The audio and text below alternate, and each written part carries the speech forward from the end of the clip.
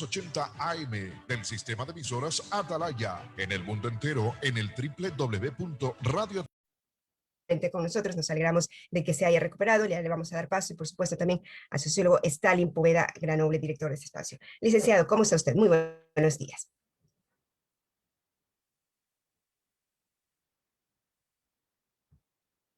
¿Me confirma si ya está conectado?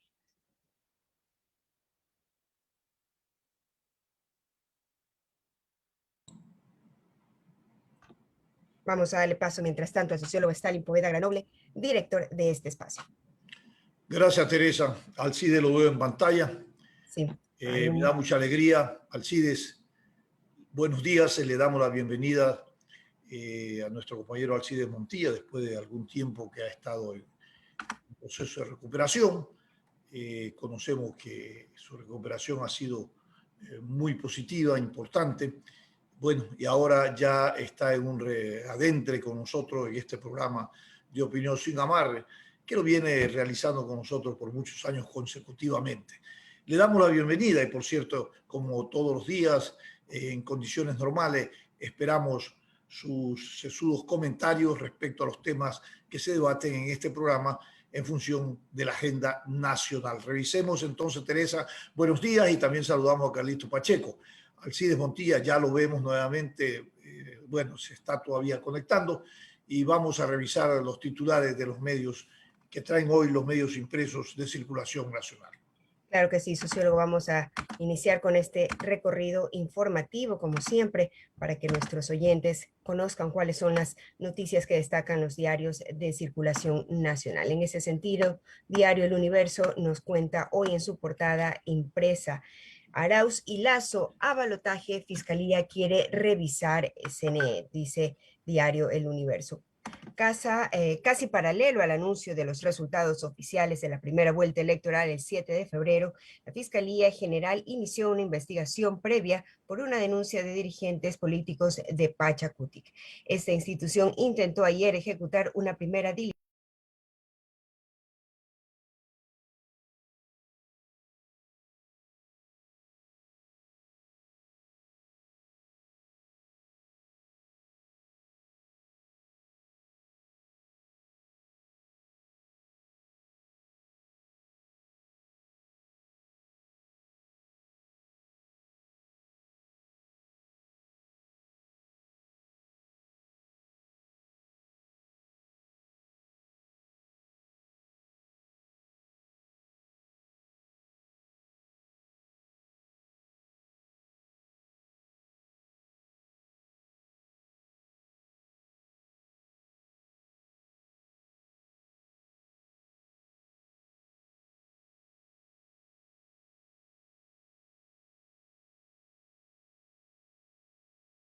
compañeros me enviaban saludos, la verdad es que les agradezco no solamente para ustedes, sino a todos los compañeros de otros programas en los que también participo. Así que, Stalin, vamos nuevamente montándonos en el caballo de la información a recorrer las provincias del Ecuador y del mundo. Estimado Stalin, buenos días, ¿cómo estás?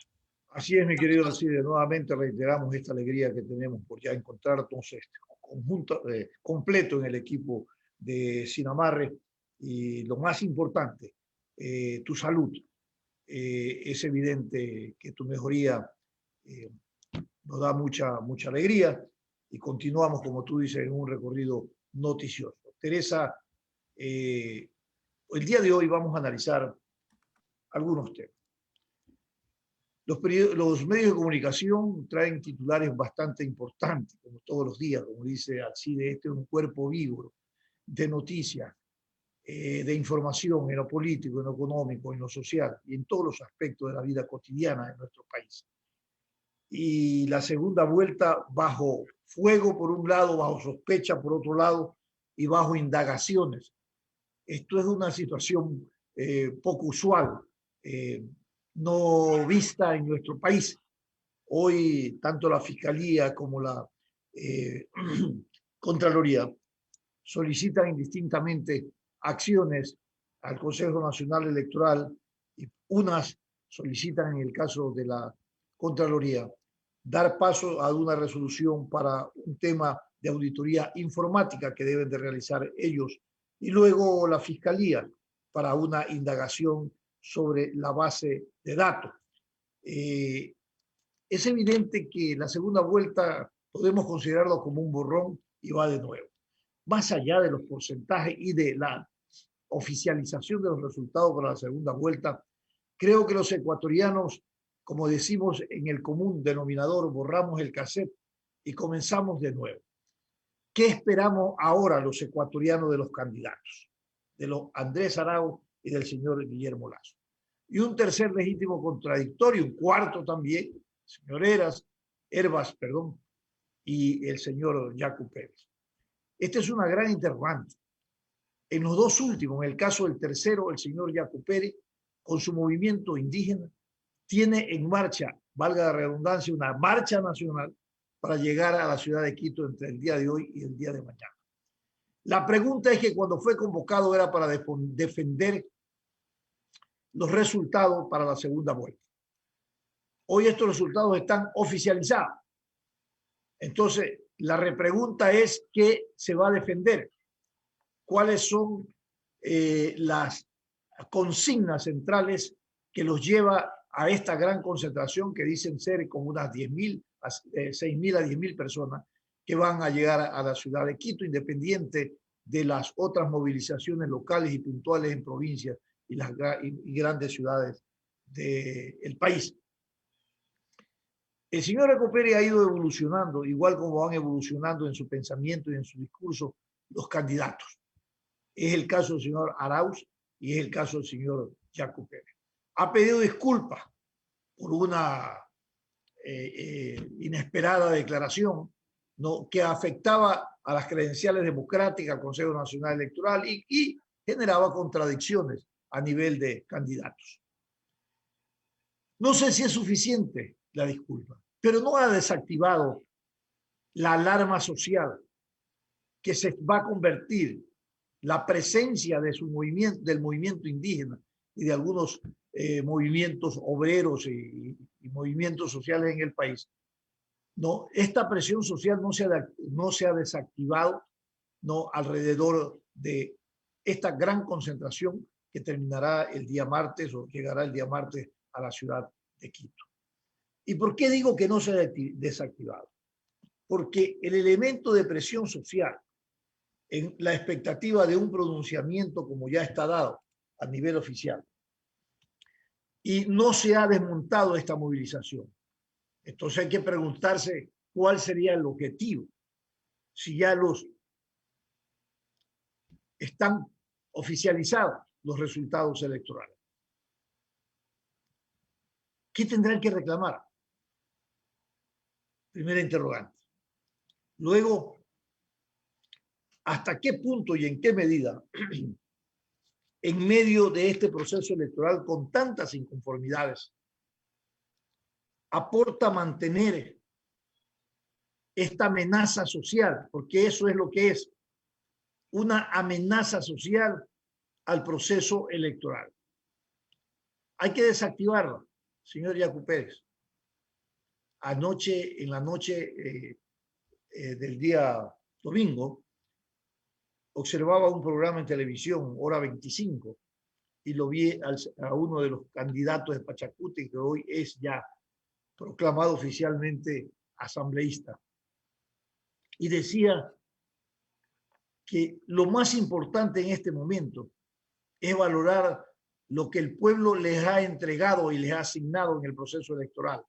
Un porcentaje importante, un bloque alrededor de 20 y algo más de representantes a nivel de la Asamblea, y que era una gran oportunidad para recobrar y trabajar en la reputación a nivel del seno de la Asamblea Nacional y alejarse de lo que nosotros siempre analizamos, Alcides y Teresa, alejarse de esa presión que ejercen los grandes bloques de mayoría, que no se toman resoluciones por consenso, sino por el tema de la mayoría a nivel del voto. Esto hace excluyente la participación y la visión crítica, también la reflexión y participación de conciencia que deben de tener los asambleístas en la toma de resoluciones en el seno de la Asamblea Nacional.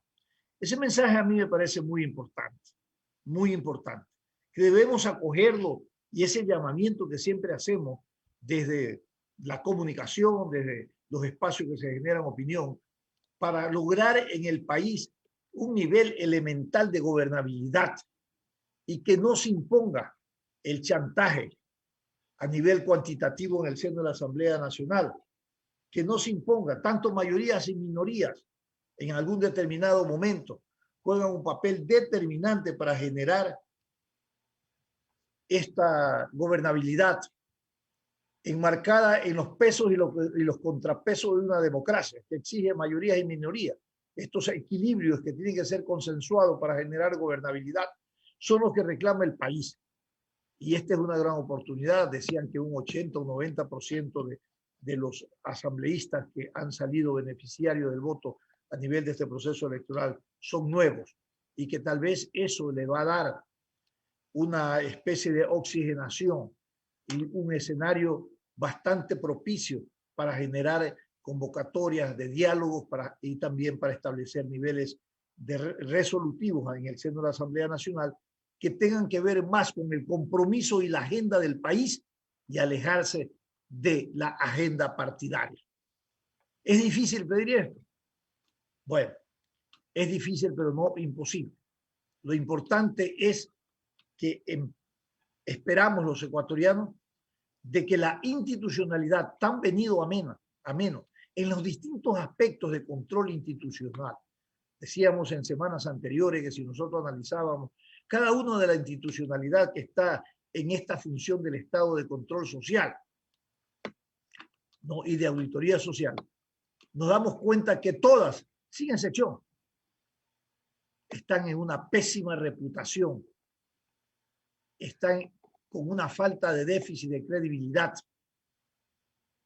Y eso es muy preocupante. Creemos que lo importante es fortalecer la institucionalidad y al mismo tiempo generar escenarios de sostenibilidad de un Estado de Derecho. Y en eso tenemos que siempre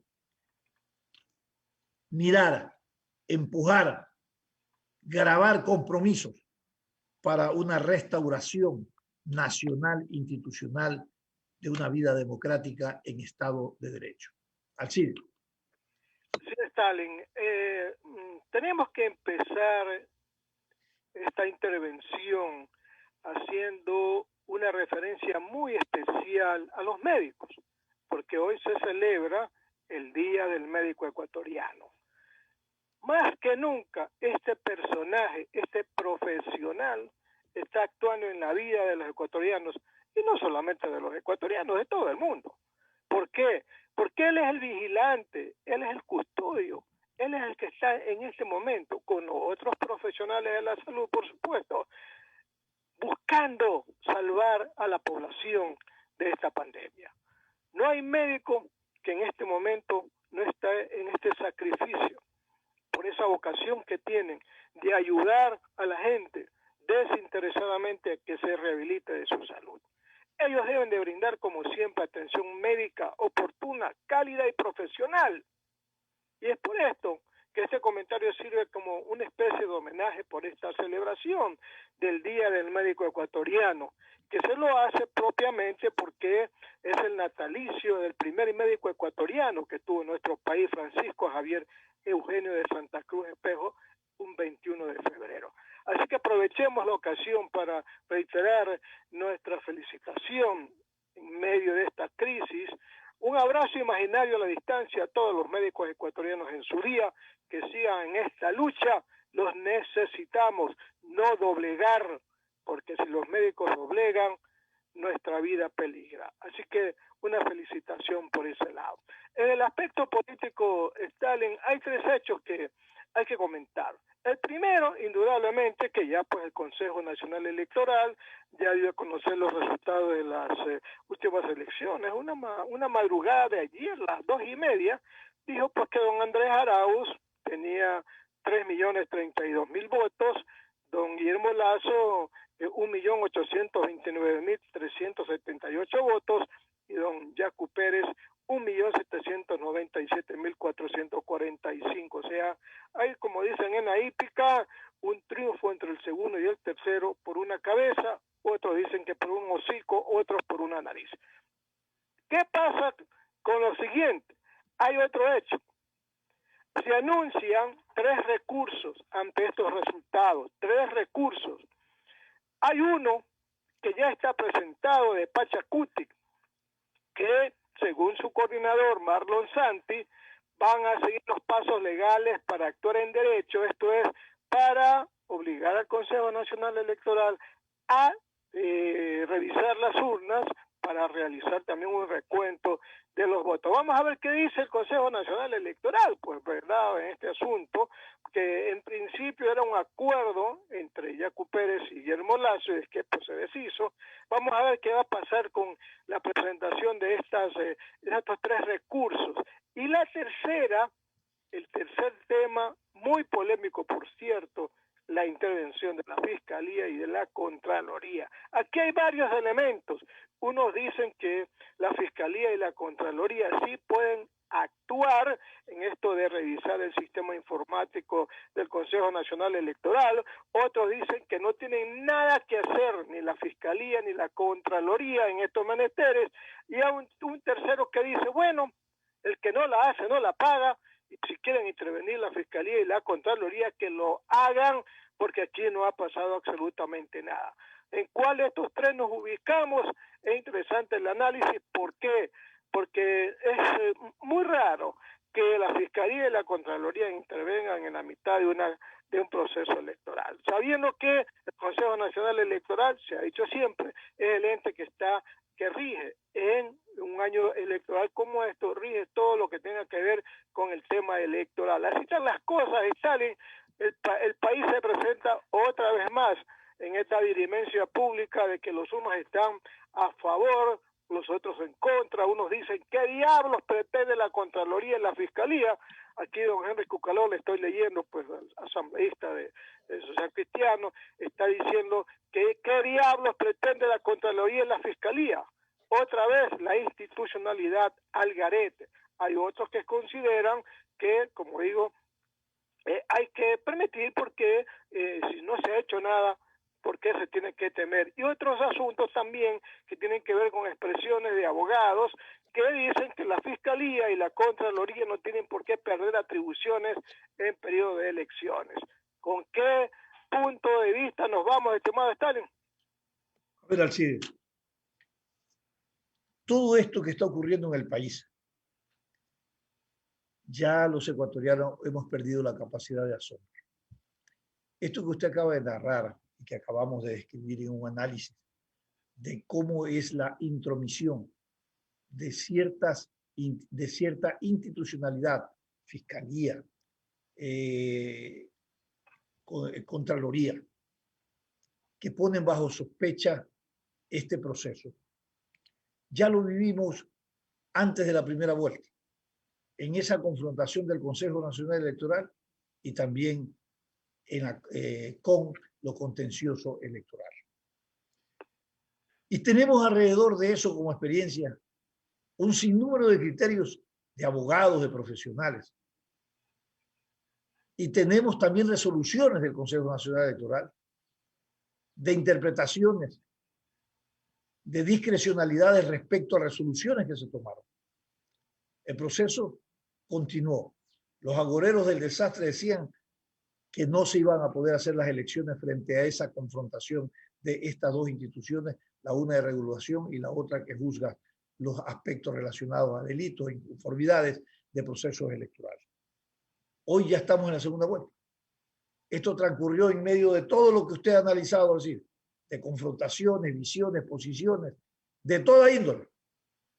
Pero bueno, mal o bien, hay una normativa, hay la vigencia de un sistema democrático, que es el que debemos propiciar y auspiciar para consolidarlo.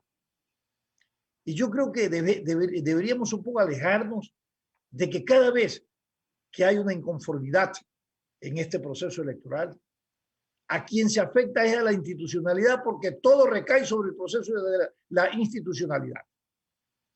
Los marcos legales vigentes son rebasados permanentemente por juegos de intereses políticos y de representación.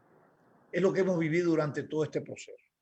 Pero continuamos bajo sospecha en este proceso electoral. Y lo que más debe de triunfar y debemos de aspirar es que el mensaje que nos debe de otorgar el Consejo Nacional Electoral es un mensaje de transparencia. Esa transparencia que, de acuerdo al momento, al tiempo del escenario, tiene una se opaca, y que hay que volverle a pasar el paño para limpiarla y para sostener los valores de la democracia y los aspectos de derechos y libertades de los ciudadanos. Esto es un borre y va de nuevo. Vamos a la segunda vuelta. Vamos a ver cómo se consolidan las alianzas. Vamos a ver cuáles son el nuevo discurso o las nuevas propuestas que cada uno de los candidatos que están en la segunda vuelta, el señor Lasso y el señor Arauz, no ofertan a los ciudadanos. Esto no es un problema de endoso de voto. Esto, hoy por hoy, el país, así como nos ha puesto a reflexionar cómo distribuyó su valor soberano electoral en las urnas, también deberíamos ahora pensar cómo vamos a asignar, ahora que son dos candidatos, nuestro voto. En medio de esto está un debate. Esperamos que este debate contribuya a un esclarecimiento y a una toma de opción para cada uno de los candidatos que están en la segunda vuelta. Esperemos que sea el mensaje más claro, el que nos lleve a la prosperidad, el que triunfe en la conciencia de los ciudadanos y que sea depositado en las urnas. Oiga, Stalin, una sola pregunta quiero hacer, porque la verdad es que en los últimos días muchos se interesan más por algunos temas y dejan a un lado otros. Mire, en el resultado electoral, ¿no? Yo no entiendo cómo Guillermo Lasso, que supera al señor Yacu Pérez con el 0.36% de los votos, tiene la mitad de los asambleístas de Pachacuti. No lo entiendo realmente, no lo entiendo. Que me lo explique alguien, soy ignorante. Mientras el señor Lasso tiene 1.829.000 votos y el señor Yacu Pérez tiene 1.797.000, ¿verdad? Ahí está la diferencia del 0.36, ¿verdad? En cambio, Pachacuti tiene 27 asambleístas y el movimiento Creo 12. ¿Quién explica eso? O sea, que los que han votado por el presidente de la República no han votado para los asambleístas nacionales. No lo entiendo. Una diferencia abismal. ¿Quién lo explica, claro, estimado Stalin? Por ahí podría estar la explicación, efectivamente. Acuérdese que Guillermo Lasso iba en una alianza, ¿no? Y es probable que en la papeleta electoral para presidente votaron por la alianza. Y es probable que a nivel de, porque así lo explica numéricamente, a nivel de los representantes de la Asamblea, lo hicieron en la lista de asambleístas, ¿no? Entonces, tal vez eso es la preocupación y más que nada la explicación que usted pide. Pero hay explicaciones que tienen que ver inclusive hasta el método de asignación de escaños. Bien, Teresa. Sí, Teresa. Sí, vamos a ir a la pausa comercial, estimado sociólogo licenciado, porque ya está con nosotros también nuestro invitado, el magíster Francesco Ecay, con quien continuaremos en el análisis de este proceso electoral. Pero antes vamos a la pausa. Y antes de ir a la pausa queremos compartir también buenas noticias que nos llegan desde la prefectura del Guayas. La prefecta Susana González visitó la comuna Cauchiche para entregar un punto de Wi-Fi que beneficiará a 365 pobladores de ese lugar.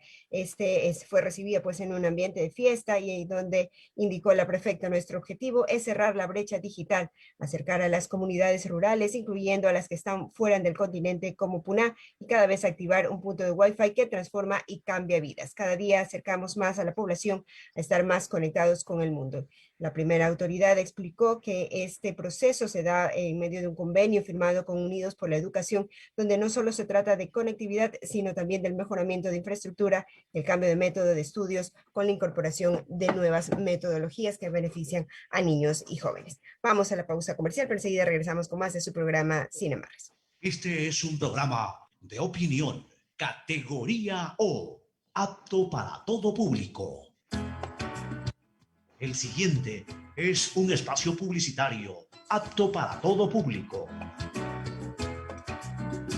Destacados especialistas en materia de agua y saneamiento de 14 países de Iberoamérica y el Caribe reconocieron a la Alcaldía de Guayaquil y a EMAPAC como las instituciones más destacadas en el buen manejo y uso adecuado de los servicios de agua potable y alcantarillado durante la pandemia. La pandemia aún no ha terminado, pero desde EMAPAC continuamos trabajando para garantizar la continuidad y calidad de los servicios, especialmente en los sectores más vulnerables de la urbe. No te confíes. La pandemia sigue. Cuando no evitas aglomeraciones, hay una muerte. Usar mascarillas salva vidas. Que no sea tu culpa. Alcaldía de Guayaquil.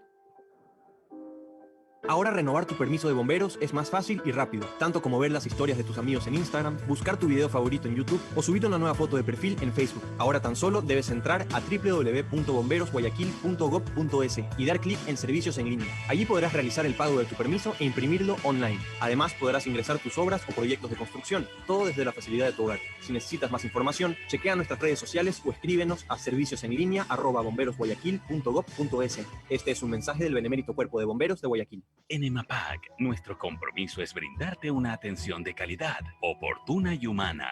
Si no estás de acuerdo con la respuesta del operador, contáctanos desde la comodidad de tu hogar, enviándonos la información a nuestro WhatsApp 098-747-2917 o llámanos a la línea directa 1-800-003-003 y desde el celular al 113, porque mejorando tu calidad de vida, el Guayaquil que soñamos se levanta. Cuando no respetas el distanciamiento, alguien muere. Usar mascarillas salva vidas. Que no sea tu culpa. Alcaldía de Guayaquil. Arrancamos. Ya estamos en la ruta por el título de campeón en el fútbol ecuatoriano. El balón está rodando en todas las canchas del país. La competencia ya está en marcha. Liga Pro 2021. Liga Pro 2021. Se la vive desde los 680 AM del sistema de emisoras Atalaya. En el mundo entero en el www.radioatalaya.net. Facebook Live, Radio Atalaya 680 AM y desde todas nuestras redes sociales. En cada jugada, en cada grito de gol, Atalaya es la emoción del fútbol. Atalaya, 76 años, una potencia en radio.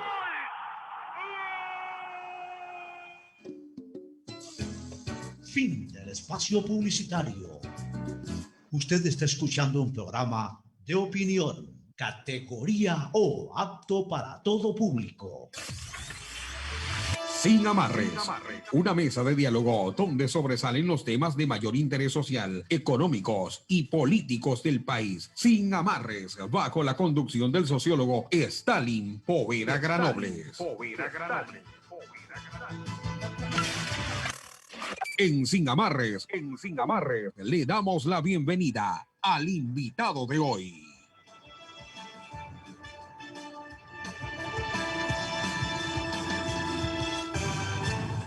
7 de la mañana con 5 minutos. Gracias por continuar en compañía de su programa Sin Amarres. Los ecuatorianos nos aprestamos para volver a las urnas en la segunda vuelta electoral. Este tema, pues, que genera muchísima incertidumbre, muchísimas preguntas, lo analizaremos hoy también con nuestro entrevistado, como lo habíamos dicho, el analista Francesco Aycar, a quien le damos la bienvenida, estimado sociólogo.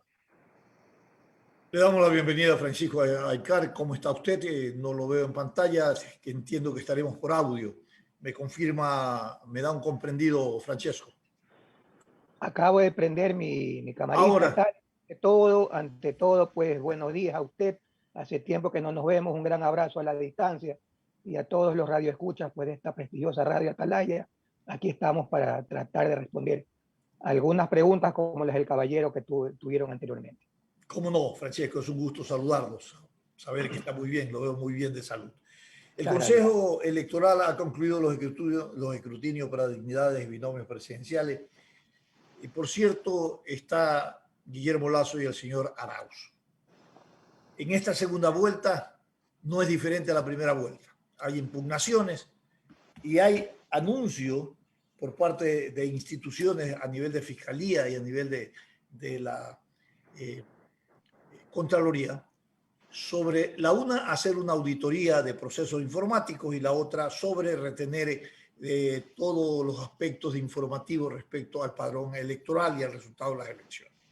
El señor Arauz ha dicho que esto pone en serio riesgo el proceso como tal y que podría ir hasta a incidir en que se inicie en la fecha del calendario electoral la segunda vuelta. ¿Qué lectura tiene usted de esto? Buenos días y bienvenido. Gracias, Stalin. Bueno, en ese sentido, pues considero que se pudiera hacer lo que se necesite hacer siempre y cuando no me cambie el calendario electoral. Si necesitan hacer una auditoría de sistema, pues definitivamente, técnicamente se lo puede hacer, pero sin parar el proceso que ya se está corriendo, ¿verdad? Las elecciones se tienen que hacer el 11 de abril. No debería absolutamente nada, pues a excepción de que haya alguna conmoción nacional, alguna actividad de fuerza mayor, pues pararlo, pero nosotros debemos ir a la urna el 11 de abril a elegir entre el señor Arauz y el señor Lasso al nuevo presidente de la República.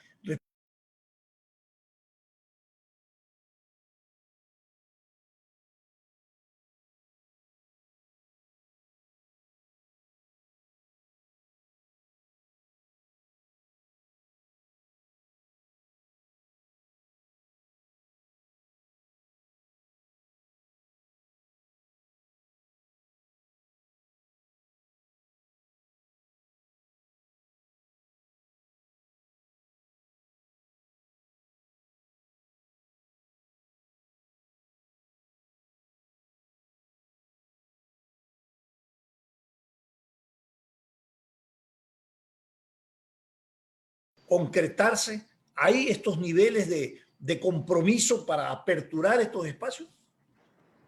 Ve, Stalin, yo considero que sí. Yo soy una persona que siempre me gusta pensar en positivo. ¿Cómo no? Y aunque sea de pensar en negativo, sobre lo negativo trato de sacar lo mejor para que sea una experiencia. Me parece bastante bueno que el candidato en tercer puesto, el señor Yaco, pues haya pedido disculpas públicas por lo que dijo. Porque en realidad, pues a mucha gente, incluido, y me incluyo en eso, el señor se nos cayó del pedestal, porque nosotros pensábamos que era una persona que iba más allá del dogmatismo del grupo indígena, que es un grupo totalmente respetable dentro del país, pero ya ese tipo de revanchismos, de rivalidades, de si tú no haces esto, yo hago lo otro, y si tú no haces esto, yo voy a Quito y quemo las cosas, no es así. O sea, Ecuador, señores, ya no está para eso. Ecuador está para otras cosas. El señor Hervas, a quien personalmente pues me sorprendió, y creo que a todos los que manejamos números y encuestas nos dio una bofetada. También dijo pues que era mentira que él había tenido algún tipo de relación con el señor Arauz. Eso es lo que se estaba vendiendo, como que ya habían tenido un acercamiento con Correa o con Arauz. Ya dijo que no, y definitivamente él iba por los que estén a favor del progreso. Así que estamos hablando de que las tres fuerzas grandes, que son pues Pachacutic, Izquierda Democrática y obviamente pues los partidos ganadores, que serían partidos ganadores, estamos hablando del segundo puesto, pues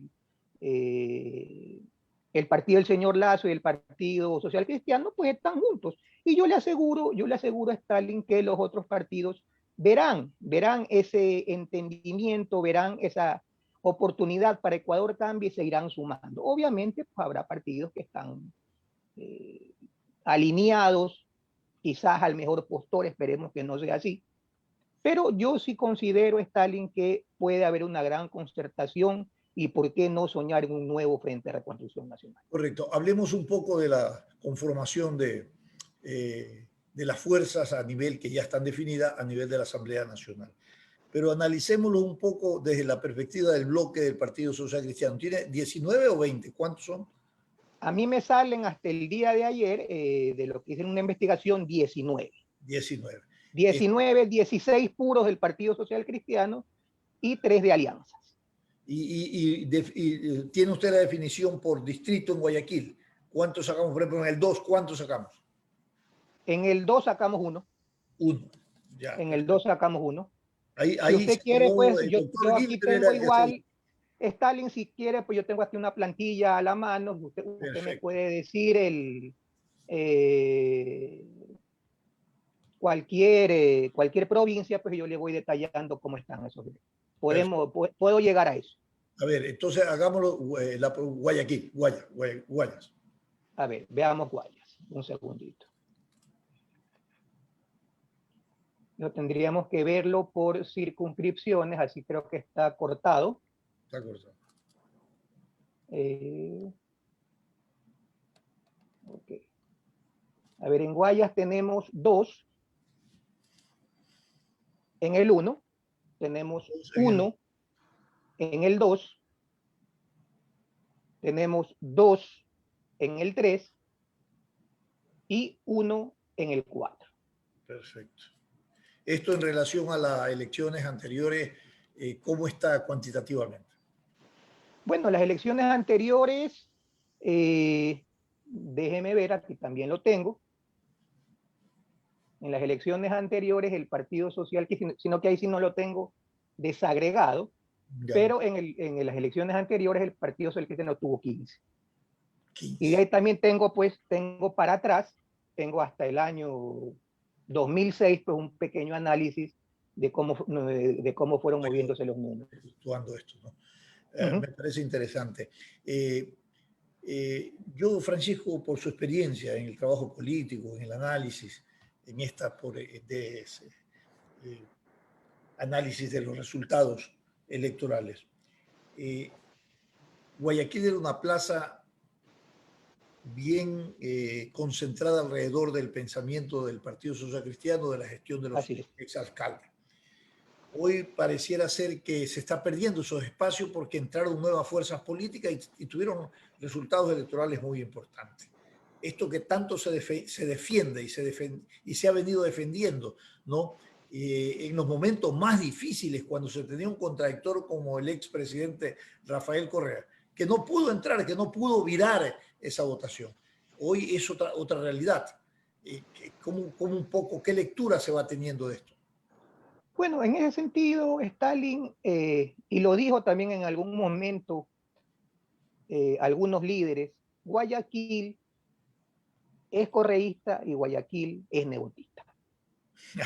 Guayaquil confiaba en el señor Correa para presidente, y confía en el señor alcalde, en el anterior alcalde, y confía en la gestión social cristiana. No considero tampoco que estemos perdiendo territorio. En esencia, pues, se vienen cosas nuevas, o sea, definitivamente no podemos personalizar el caso de Guayaquil o de Guayas. Bueno, hablemos de Guayaquil, porque la fuerza que tiene el correísmo es fuerte a nivel de todo el país. Así es. Pero la votación de Guayaquil no fue absolutamente mala. No. Sí. Sinceramente, en algunas encuestas que yo revisé, había un distrito en el cual no me salía un solo asambleísta social cristiano, pero sacamos 2.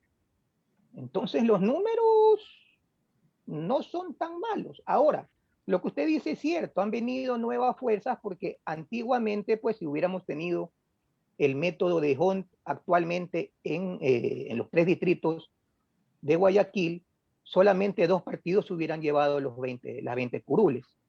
En este caso tenemos 5 partidos que se llevan las curules. Pero en cuestión numérica, el Partido Social Cristiano sigue siendo sólido. Yo considero que sigue siendo el bastión del Partido Social Cristiano Guayas y específicamente Guayaquil, y hay que seguir trabajando. De hecho, pues también he manejado algo de encuestas sobre la popularidad de nuestra señora alcaldesa y está en órdenes arriba del 65%, que no es mal. Bueno. Y para los que decían pues que la popularidad de la señora alcaldesa había bajado por su gestión en el COVID, algún periodista lo escuché decir eso de la manera más ancha a través de un canal de televisión, pues le puedo confirmar que no es así, porque la señora alcaldesa subió 3 puntos de popularidad por su gestión, para mí, totalmente responsable en lo que tiene que ver en el caso del COVID. Gestión responsable, pero fundamentalmente le puso humana y le puso un rostro social, humano, por supuesto, a todo este proceso, a todo este accionar, que entiendo la sostiene en esos niveles de reconocimiento a su gestión. Y bueno, y evidentemente hay que seguir en esa sostenibilidad, porque ya termina este proceso electoral y el otro año ya estamos en otro proceso electoral. Definitivamente que prepararnos ya para el 23, en el cual pues se deben tomar nuevamente las riendas para que el Ecuador de nuevo se enrumbe en el camino del desarrollo. Definitivamente pues estamos en una corriente del nuevo socialismo del siglo XXI. Yo creo que esto de aquí es normal. Estarás arriba en la ola, luego estarás en la parte de abajo, pero todo tendrá que subir y correr su mismo cauce. Así que en ese sentido yo creo que lo que se está haciendo administrativamente y específicamente como Partido Social Cristiano pues es algo adecuado, y considero que con un gran frente de reconstrucción nacional que aspiro y espero que se consolide, pues el señor Lazo llega a ser presidente de la República. Eso es una alternativa en la estructura de proceso electoral como un frente de reconstrucción. Pero esta agenda que debe recoger todas estas sensibilidades sociales y políticas de estos grupos dispersos y que han tenido beneficios electorales, ¿cómo atraerlos? ¿Qué hay que hacer desde el planteamiento de los candidatos y del discurso de los candidatos? Comprarnos una gran mesa redonda y sentarnos a tomar un café con todos ellos. Esto de aquí es conversando, esto de aquí es indispensable, esto de aquí no es mandando un email, no es mandando una invitación por escrito, no es haciendo un Zoom, sino, señor, bueno, lamentablemente el Zoom ahora es obligatorio por el tema de pandemia, pero a veces el Zoom nos ha acercado mucho más a gente, y ese tipo de reuniones son necesarias. Perfecto. Pero si no hay conversación, si no hay una mesa redonda de diálogo, no vamos a llegar a mucho. Ahora, tengo entendido que esa gran concertación al diálogo ya ha iniciado. Ah, qué bueno. Alcides Montilla continúa esta importante entrevista. Listo. Gracias, Calen. Saludamos al abogado Francesco Aycar. Un comentario y una pregunta. Mire, don Francesco, usted lo debe de saber, ¿no? En el tiempo de 1984-88, con la elección pues, del ingeniero Febres Cordero, la campaña electoral tuvo 2 fases. La primera donde la ganó pues el doctor Borja, con poquísimos votos, ¿verdad? Y la segunda fase fue primero el debate, que fue clave, pero fundamentalmente, don Francisco, fue la presencia de Febres Cordero en las casas, se metió en las casas a conversar con la gente. ¿Qué estamos viendo ahora? Que el señor Arao está recorriendo otros países, está en campaña electoral, que el señor Yacu Pérez está pues, con su movimiento indígena igual, y el señor Lazo. Esa es la primera pregunta. El primer comentario. Vamos a la pregunta. El tema de los recursos, ¿verdad? Una vez que ya el Consejo Nacional Electoral dio a conocer los resultados electorales, vienen los recursos. Hay 3. Por ahí el Pachacuti que ha adelantado que va a interponer estos tres recursos, ¿verdad? Estos recursos, don Francesco, ¿moverán en algo la situación, los números? ¿Usted cree que están correctos estos planteamientos de impugnar el proceso electoral? Por ahí han aparecido una serie de actas donde se dice pues que hay números adulterados, etcétera. ¿Cómo ve la situación? Gracias, Alcides, y buenos días. Bueno, en relación pues a sus 2 comentarios, primero el del tiempo de la campaña del presidente Febres Cordero. Yo en ese tiempo pues todavía estaba en el colegio, pero me acuerdo, y lo que usted dice es totalmente válido. Ahora, recordemos también algo, en ese tiempo, el tiempo de campaña era mucho más grande. Ahora tenemos apenas 30 días, 45 días para hacer campaña y no me permiten hacer mucho. En ese tiempo, pues yo recuerdo que en alguna ocasión el presidente Pérez Cordero nos comentaba que sus pre-campañas eran 2 o 3 recorridos a todo el Ecuador antes de comenzar las campañas oficiales. Entonces había un tiempo más prudencial. ¿Para qué? Para que la gente conozca a su candidato. Ahora, pues a nombre de los recursos financieros, de que había partidos que no tienen para manejar ese tipo de campañas, pues se redujo a muy poco tiempo las campañas electorales, pues y bueno, estamos pagando los resultados de en muchas ocasiones tener que poner a gente ya conocida porque no tienes tiempo en 30 o 45 días hacerte nuevamente conocido si eres una persona que no está en el medio público. Pero bueno, eso son cosas de la democracia, así son, ya tenemos algún tiempo en eso y yo considero que el votante cada vez está madurando mucho más. Y sobre la otra pregunta, pues definitivamente el señor Yacu tiene todo el derecho al reclamo. Lamentablemente estoy aquí, Alcides, es numérico. Yo hice un pequeño análisis el día lunes de los resultados. Yo también me comí la película y eso también pues hay que decirlo frontalmente, me pareció una irresponsabilidad tamaña de parte de la presidenta del CNE haberlo declarado ganador al señor Yacu cuando tenía pues una proyección de datos reales apenas al 60 o 70%, cuando aún para mí no estaba consolidada la tendencia, y luego a los 17 minutos o 18 minutos el señor vicepresidente del CNE va a desmentirle a un canal de televisión a decirle que bajo sus números ya a esa hora el señor Lasso estaba en segunda vuelta. Y a mí me llegó el último informe que más o menos se lo hizo entre 10 y 11 de la noche y confirmaba que el señor Lasso estaba en segunda vuelta. Todas estas cosas, Alcides, hubiéramos eliminado si es que se hubiera sido responsable y decir, en primera vuelta, el primer puesto está el señor Arauz y para el segundo puesto tenemos un empate técnico. Eso es lo que legalmente se debió haber dicho, lo que técnicamente se debió haber dicho, pero no se pudo con una diferencia tan corta que incluso yo recuerdo que cuando la señora presidenta del CNE hablaba de los pisos y los techos de los candidatos, los pisos y los techos del señor Yacu y del señor Lasso se cruzaban. Entonces, yo creo que esa es la génesis del problema que estamos viviendo en este momento. Y nadie lo ve así. Ahora, como yo le decía, los números son números. Yo al siguiente día hice un pequeño análisis y a mí ya me salía que el señor Lasso ganaba entre 10 y 15 mil votos. Así de sencillo. Haciendo una pequeña una regla matemática que a los que nos gusten algo los números, pues podemos hacerlo. No fueron 10, 15 mil votos, fue un poco más, pero definitivamente a mí al siguiente día me salía que el señor Lasso ganaba. Si yo tengo esos números que simplemente los saqué del CNE, yo le aseguro al CIDES, porque la gente del PK también los tenía.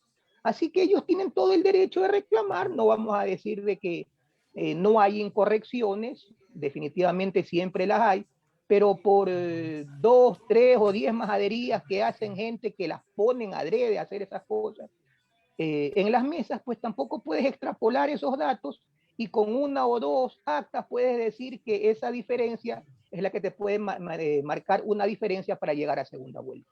Yo creo que los números están dados, y de ahí no se van a mover. Gracias. Bien, Francesco, queremos agradecerle habernos atendido en este Zoom para analizar estos temas de coyuntura de cara a las elecciones de la segunda vuelta aquí en nuestro país. Gracias por haber estado con nosotros. Alcides, nos despedimos, Teresa. Muchas gracias. Gracias a nuestro invitado y gracias a nuestros oyentes por habernos acompañado en esta emisión de su programa Sin Amarras. Los invitamos a que sigan en sintonía de Radio Atalaya a las 8 de la mañana en Punto de Vista, pues estará también el candidato presidencial Andrés Arauz, quien oficialmente está en la segunda vuelta. Estaremos dialogando con él y otros personajes importantes para analizar la situación nacional e internacional. 7:28, nos despedimos, que tengan un excelente día. Sin amarres.